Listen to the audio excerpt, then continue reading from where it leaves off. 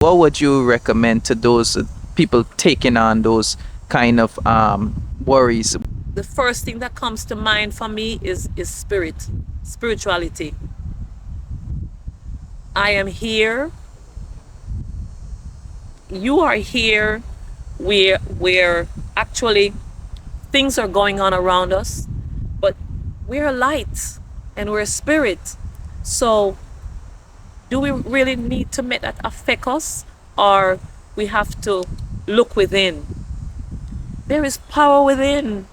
There is abundance, and so therefore we don't have to take on a lot, we don't have to take it on at all, because there is a spiritual connection, right? There's a spiritual connection that affords us to be, to exist. For me, this whole existence for me is spiritual, is divine. And so a lot of things I don't think about it, and it don't even exist, because so much else is going on in my space as it relates to the spiritual abundance, spiritual consciousness, the awareness. It's like money you can't even take to the bank. You don't even spend it. It exists within you. It is power, it is strength, it is light, and it's like you're floating. So I'm not really affected, because in one sense, you're going to be affected because you live here and this is what's going on. When you go to the store, the things are not there on the shelf. There's a lot of things that are not available to you. They're poisoning the food. I'm going to put the vaccine in the food. No, I don't live where I can plant all the food that I eat. And that is why ones that are spiritually grounded and conscious, we need to get together. We need to come together in a sense. You can live where you live and everyone else stay in their space. But if me grow yam, you can grow kalalo. And my yielding, you get, me get, we're going to have to start doing that, because we cannot trust what is in the stores. And as you notice, when you go to the supermarket or any one of those places, there's hardly anything on the shelf. They're busy poisoning the food. So I have to say that spiritual grounding, spiritual earthing, consciousness of light, the power of the Most High that dwells within you. You have to allow that to move you and to guide you and to protect you on your journey. It's real, it's alive, it is great, it is greatness, and it works.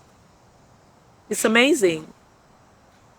How important is keeping a pure heart? How important would you say that isolation, exile, how important is that to this individual soul? I can relate to that. So there was a time, there is physical things that happen, that you go to a different dimension, so to speak. You don't realize at the time that this is happening. I'll give you an example. I started saying no to ones, and then they stopped calling, because now someone don't get what they want from you anymore, because people are takers. Most people are takers. And when they want something, they ask you for it because you're a giver and you keep giving and giving and giving. So why wouldn't they keep asking and taking? But there comes a time when they don't call you anymore because you're saying no and you're not giving anymore. And at one time, I felt alone. I was somehow bothered by being alone. And then, as I grew and got more spiritually grounded, I realized that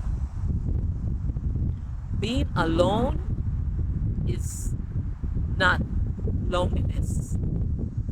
That's one of my journey. That's a part of my journey, is understanding that when you're so-called alone, you get that spiritual awareness, and it's like you turn on a new clock, or you turn on the pipe, or it's a whole new you. What I was yesterday, who I was yesterday, I'm not the same person today. So that spiritual awareness is very, very key. Now, if you're divinely chosen, if you're ready, because all of us are divinely chosen ones, right? And if you are ready for the task, because to whom much is given, much is required. And that's where I found myself alone, and that's where I found my true self. And I had to take that break in order to, in Jamaica we say wheel and come again, but it's a renewed spirit.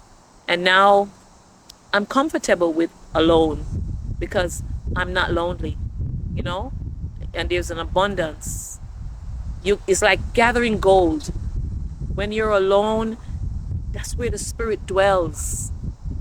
That is where the spirit dwells. It's like you're taking a class and the teacher is not there. It is amazing. You follow? Definitely. And then the magic, so to speak, happens, and the abundance, it just flow.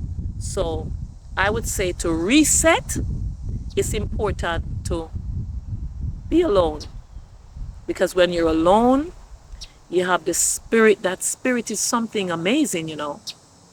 It I have conversations. It's like having divine. I don't refer to prayer as prayer. I have divine communication with the Most High. And there is where the trees and the plants and everything grows. That spiritualness, I'm referring to it physically as like green growth, collecting of jewels. So the power is amazing.